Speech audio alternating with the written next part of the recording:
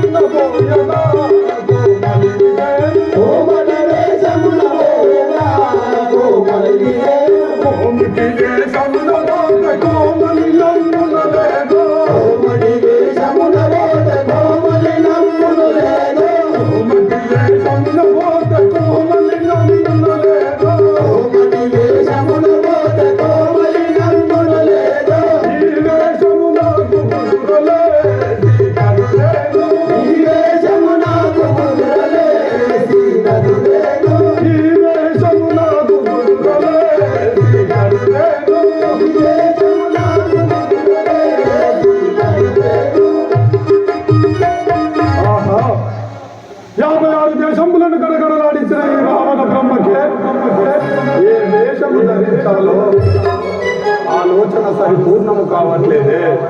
ఎక్కడి రాజముఖైనా మంత్రి సలహా లేనిదే ముందుకు పోదని నేను తెలియనాడు. మంత్రి మహారాజా ఏ వేషము వేయాలో త్వర తగతిన తెలుసుకురా. మహారాజా మీరు ఎన్ని వేషాలు వేసి అద్దమునందు చూసుకున్నానో మీకు ఏది సరిపోయి ఉన్నది కదా మహారాజా. అయినను నాకు ఒక ఉపాయం వచ్చి ఉన్నదయ్యా, తెలుపమంటారా? తెలుపు మంత్రి గారు. అయ్యా మహారాజా, ఆ ఉపాయం తెలిపిన వెంటనే మీరు నన్ను చంపుదురో ఏమో. ఎందుకంటే కొంచెం ఒక్కొక్కసారి ఒక్కో విధంగా ఉంటుందయ్యా. ఏమంటే చెప్తానయ్యా. సరే తెలుపు. ఇక ఇటువంటి సమయమున మనం చేయవలసిన పని ఒకటే అయ్యా, జంగమ వేషం వేసుకుని అడుక్క తింటే మాత్రం మనకు తప్పకుండా సీత దొరుకుతుంది. కొట్టవు ఆహా అయ్యా, ఒక్కసారి జంగమ మంత్రి గారు. అయ్యా ఎంత మంచి వాక్యంబు తెలిపితివిరా మంత్రి గారు. మహారాజా జంగమ వేషమున పోయదా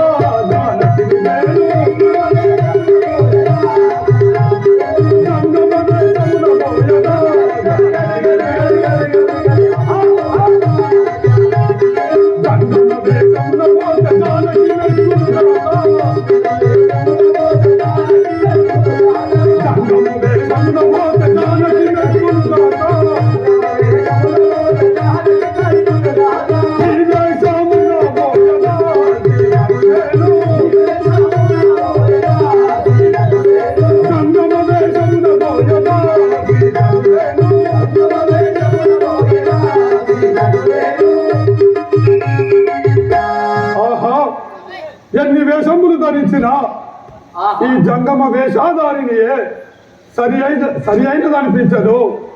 ఈ జంగమ అవతారం ఎత్తి ఆ సీతను చెరబట్టి తీసుకొని వచ్చదగాక.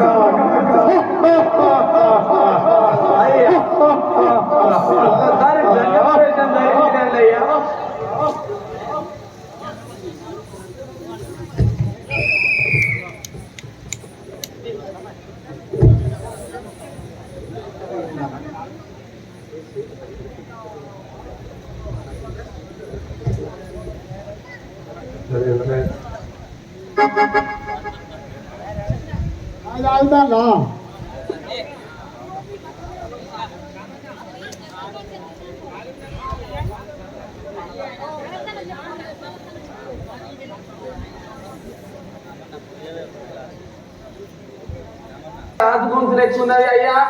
లంకాపురమునే రావణాసురుండరా. అమ్మతోడు రావణాసురుడా నిజంగా చెప్తానా? ఏర్పడి పక్కకుండే నేనే గుర్తుపట్టిందంటే సీత కాదు కదా మన రాజ్యంలో ఎవరు